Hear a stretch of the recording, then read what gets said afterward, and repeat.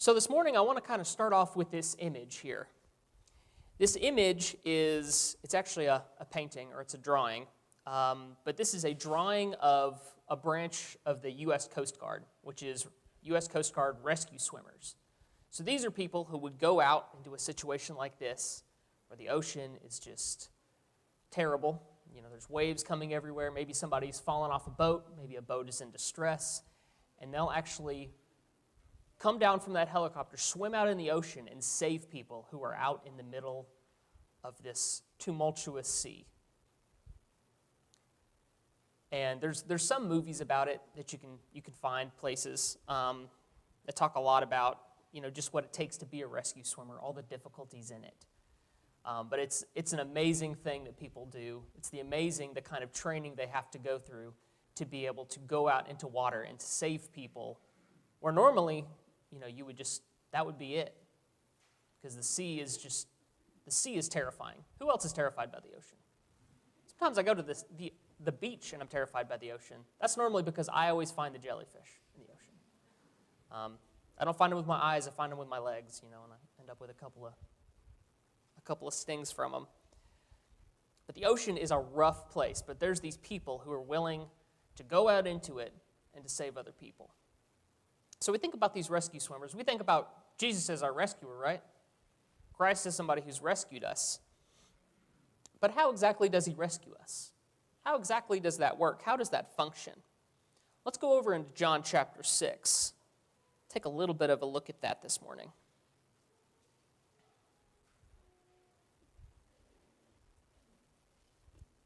Once we get over there, I'm going to start reading in verse 60 of John 6.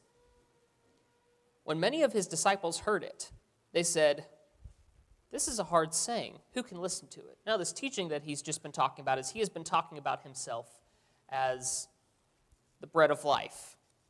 So he's talking about himself as the bread of life, and he says in verse 41 of chapter 6, so the Jews grumbled about him because he said, "I am the bread that came down from heaven." They said, "Is this not Jesus, the son of Joseph, whose father and mother we know? How does he say now, 'I have come home from heaven'? I've come down from heaven." It says later in verse 51, he says, "I am the living bread that came down from heaven. If anyone eats of this bread, he will live forever. And the bread I will give for the life of the world is my flesh." The Jews then disputed among themselves, saying, "How can this man give us his flesh to eat?" So he was saying things to them that they were not so crazy about. They're like, "Jesus, are you really sure what you're saying here? Are you really sure this is right?" That's why in verse 60, many of these people say, "This is a hard saying. Who can listen to it?" But Jesus, knowing in himself that his disciples were grumbling about this, said to them, "Do you take offense at this?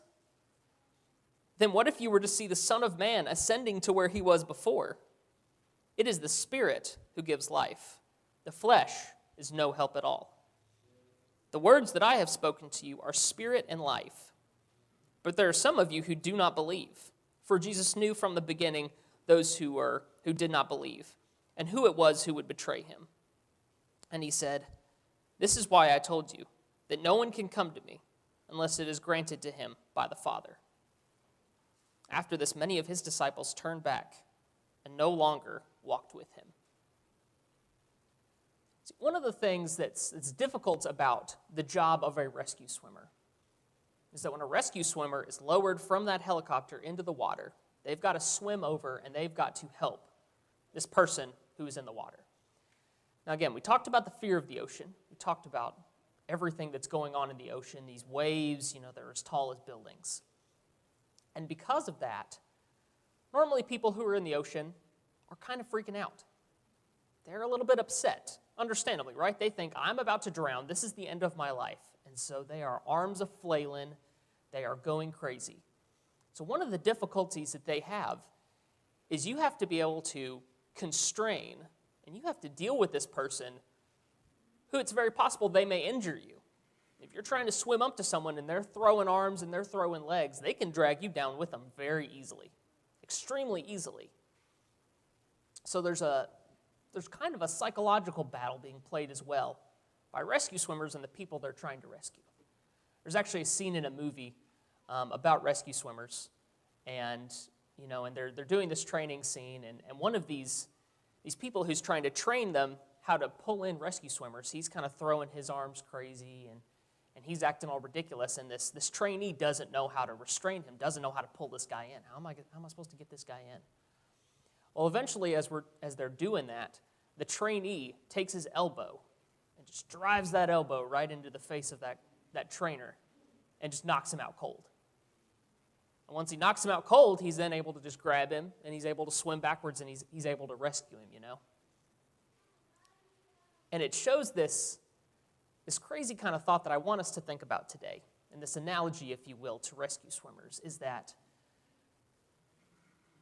we live in an insane world. We live in a world that challenges us constantly, that is constantly difficult for us to live in. It's constantly changing. In a world where we feel like we're in an ocean where there's waves a mile high coming at us. And a lot of the times, how do we react to that? I would love to say that I am calm and I'm cool and collected and I'm just like, I can handle this. This is going to be all right. This is going to be fine. Most of the time, I am flailing my arms around. And I'm saying, I don't know what is going on here. I don't know how to handle this. Somebody come help me.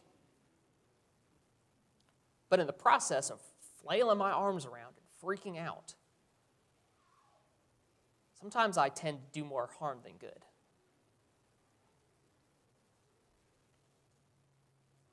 As Christians today, sometimes when we think about Christ, when we think about the way that Christ functions, sometimes that boils down to 5 letters that I think we're all or 4 letters, yeah, if I can count right, 4 letters that we're all very familiar with.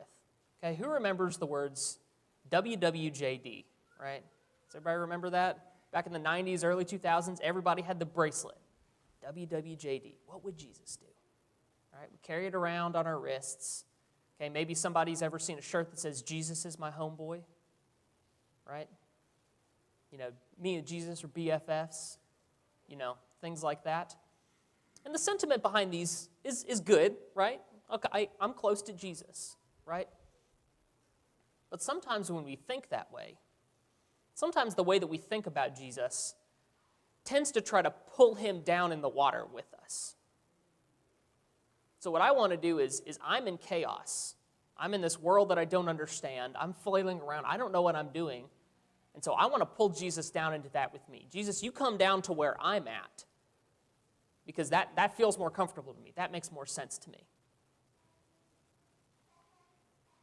But is that what Jesus really does for us? Is that what Jesus is supposed to do for us? Let's keep reading here in this story in John chapter 6. Verse 67. So in verse 66, all these disciples leave. A bunch of them just leave and walk away. 67, Jesus said to the 12, do you want to go away as well? Simon Peter answered him, Lord, to whom shall we go? You have the words of eternal life. And we have believed and have come to know that you are the Holy One of God.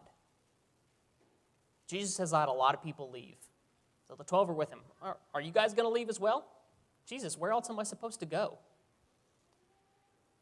The 12 realized something about Jesus that a lot of these other disciples did not realize. You have the words of eternal life. See, what Jesus does is when he comes down into this world to rescue us, he's not going to rescue us in this world. He's not going to leave us here in the ocean. His goal is to pull us out of the ocean. His goal is to pull us out of the world and towards the spiritual. So we can flail our arms about. We can say, Jesus, this is a hard teaching. I don't understand this. This doesn't make sense when I'm in the middle of the ocean and things are bad. That doesn't make sense to me here, Jesus. So we can flail our arms about. We can yell. We can cause a commotion. We can make it really difficult for Jesus to save us. But Jesus is not going to be pulled down into the ocean with us. He's going to say what he said to them. Do you take offense at this? You don't understand. The flesh is of nothing to you. It's all about the Spirit. The Spirit who gives life. The flesh is no help at all. So if we're flailing our arms about, if we say, Jesus, this is a hard teaching, I don't understand this, I need you to come down to my level, he'll leave us. Now, this seems kind of weird to us, right? We're like, we're about saving people, right? I want to go save people. I'll do anything it takes to save somebody. Sometimes we want to strong-arm people into it. Somebody says, I don't really think I want to follow the gospel. We're just, I'll keep after him, I'll keep after him, I'll keep after him. Jesus let these people walk away.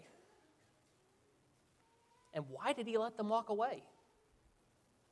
Because somebody who's flailing around in the water and cannot change the way they view their position, cannot see what Jesus as a rescuer is trying to do for them, you can't make them do it. You can't force them to do it. It's a difficult teaching. Jesus had a lot of things that he said that were really difficult, that are difficult for us to think about today. It's not as comfortable as the WWJD bracelet I can wear, where I say, okay, Jesus, I want you to come down into my world, and I want you to kind of think like I do, and I want you to be kind of more comfortable to me. He says, no, I don't play that way. That's not what we're doing. We're not going to hang out in this realm of the flesh. We're not going to hang out in the chaos down here. I'm going to bring you up out of that by bringing you to the spiritual. Think about the spirit, not the flesh. We can't reach salvation by bringing Jesus down to where we're at. I can't be saved. I can't come into contact with Christ by bringing him down to my level. That's never going to work. The only way to do that is to rise up to where Jesus is at in the spiritual. So I guess I ask you guys today, in the ocean of this life where the chaos is everywhere, where we are constantly trying to grab hold of something, we are constantly just trying to keep our head above water, how are we treating the person who's trying to rescue us?